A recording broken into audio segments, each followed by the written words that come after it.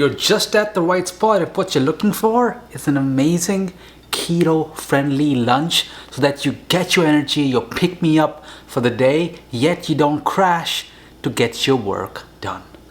Start with a quick sauce, some soy sauce, sesame oil, rice, wine, vinegar, and some chili flakes. This one is a special one from Delhi, but you can use the Chinese kind as well. I'll link the type right over here. So only once the pan is warm, add just about a tablespoon of olive oil, and then some ginger, garlic, the white parts of the scallion, and just about 30 seconds here. Then add in your meat and just break it down.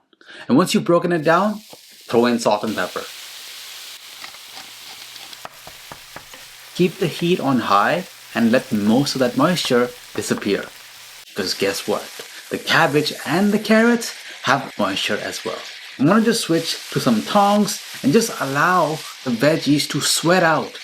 Make sure that the veggies stay tender crisp. Deglaze with some chicken stock. Now add the sauce in.